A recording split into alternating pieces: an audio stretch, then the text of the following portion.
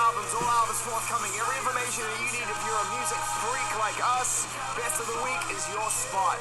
Shouts to Blood Pop and Justin Bieber. Today's world record. Friends is done.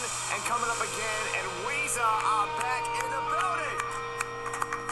It's so exciting to have you guys here. Weezer are here at Beats1 right now, and for the simple fact that, you know, having been a fan from day dot, there have been times when we weren't sure if and when we'd get Weezer records because you were on different journeys simultaneously and all this stuff, and yet, in the last decade, you have just been so generous and continue to give us these amazing, amazing records full of big pop songs, you know, brilliantly played by you and the guys in the band. So we're just excited you're back with another one, man. Thank you. We're happy to have a steady workflow happening too. Yeah, I bet. It feels that way. Where do you get these amazing album titles from, man? Seriously, this new one, can we announce it now? Can we tell people what it's called? Yeah, it's called Pacific Daydream, and it comes out October 27th. Where did the inspiration for this come from? It actually is a kind of a collaboration between me and our drummer, Pat. I had the idea, somebody's daydream.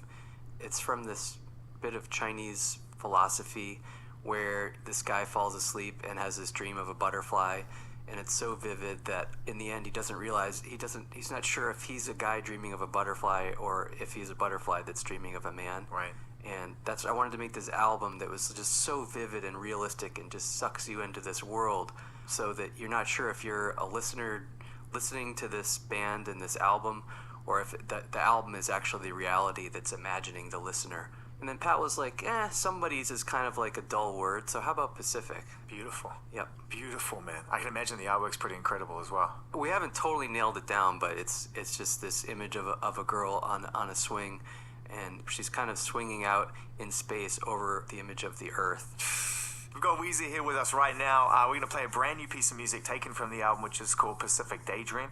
This song is called Mexican Fender. Tell us the story about this, guys. This song is about an experience I had with this girl that's, I'll call her a woman. I'm trying to avoid using the word girl on this album. Right. It's hard. Interesting.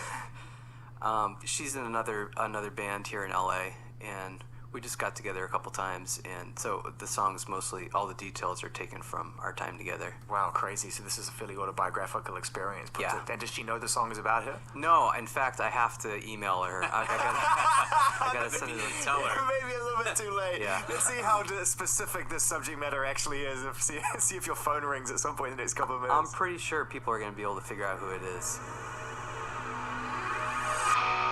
We have Scott here with us. We have Rivers here with us from the band Weezer. The song is called Mexican Fender. Did you work it out?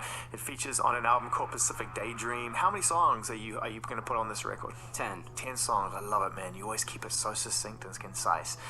Do you go into recording, into making albums with an idea of the framework of that kind of thing? Like, I want to get a complete thought in 10 songs for this amount of time. And do you sort of have that timeless feeling about the way records feel? Yeah, we're definitely from the album generation. And I think a lot of younger kids still, they really care about albums, and especially in alternative rock world. So we want to make it work as a whole. And yeah, one of the first things we came up with was, actually we had a different thesis to start with, which is we're going to make the Black Album. Yeah, that's what we talked about last time you were here, like that's slated. So when did that shift into something else? Pretty recently. The original plan was the Black Album. I had a bunch of songs in a folder in Dropbox, and we just kept adding to it. And then I'd write a song that was like, you know, this is great, but it's not exactly the Black Album, so let's put it in this other folder. We'll just call it Beach for now. And slowly that folder started growing faster than the Black Album folder. And then eventually they were both full. They're both great. But it just felt like the Beach album, which is now called Pacific Daydream, really came together, and it's just this amazing whole, and we're going for it. The Black album's pretty much ready. Wow. It's coming. Wow. And what was the fundamental difference you feel like in mood? Why does one feel like the Beach and one feel like the Black Album? Pacific Daydream is the beach bar, you know, after work, just relaxing and like forgetting all your problems and escaping into the music. The Black Album is way more twisted and experimental. The two sides of who we've come to love. It's a great system to have to have them kind of filter out in these different places and then have a cohesive album. I think it's awesome.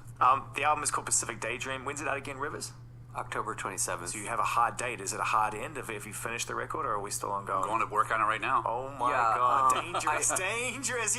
You went to finish the Black Album, you made a whole entire new record. You've just announced the release date of a new album. What's going to happen today? Actually, guys, you know what? I quite like this song. Maybe we should make a whole album based on it. I reckon you guys could make an album every week. That's my feeling. Well, it's most important thing is that the records are great. How do you know when they are? How do you guys know when a record is done? Obviously, you're working with Butch Walker on this record, so he's going to offer you some perspective. But how do you know when a Weezer record feels right to you? When we all start looking around at each other, like, wow, this is actually really great. When all four of us are excited, the producer's excited, management's excited, and you want to put it on, listen to the whole thing. That's one of my favorite album covers ever. We're talking to Rivers and Scott. That is Mexican Fender, the first single taken from Pacific Daydream on Beats1. One of the most interesting things, Rivers, that's happened in the last couple of weeks is this really great Vic Mensa record, right? The autobiography, which is really something else. And him using your song for Homewrecker and you going in and actually singing the song live. Can you just talk what that experience was like? Because Vic was blown away when he played that song to us about the whole experience. He was fully reverent and really appreciative. Yeah, that was cool. I mean, when I heard he was like gonna try to do a rap over a Weezer sample. That was like the last 8 bars in our entire catalog I thought somebody could rap over. It's such a unique sample, that's crazy. Yeah, like the halftime breakdown in a deep cut on Pinkerton. Yeah. It's like, how can you rap over that? Yeah. But he did it. I mean, it's because it's such an emotional rap, and it's kind of coming from the same place as our record. So he made it sound really like instant vintage. Like he made it feel like it was something that came from like the 70s. Like, you know what I mean? Like, which I know is a big part of Weezer's repertoire, is to get that timeless feeling that you got from FM radio mixed into a modern age. That's what I get anyway. But he really captured that on that song, I think. Yeah. I asked him ignorantly, like, how did you even think to sample something from this record from the mid-90s, an alternative, obscure record, and growing up listening to hip-hop? And he said, I grew up on rock music. My favorite records were Nirvana and Guns N' Roses. You went and did the vocal live in the end, right? Yep. Just like, I didn't know, just like go in there, do something, and I didn't know where it was going to fit in the song. He just played the track, and I just started singing. Yeah, they cut it up. So guys, what are the plans in terms of touring and performing live? We all know the two sides of the common personality in music is to record and then to go and play live, and you guys do it so well. The rest of the year is going to be busy and doing festivals this summer, and we got Europe coming up in the fall, and we're starting to think about next year, but we got to finish this album and get these shows done this year first.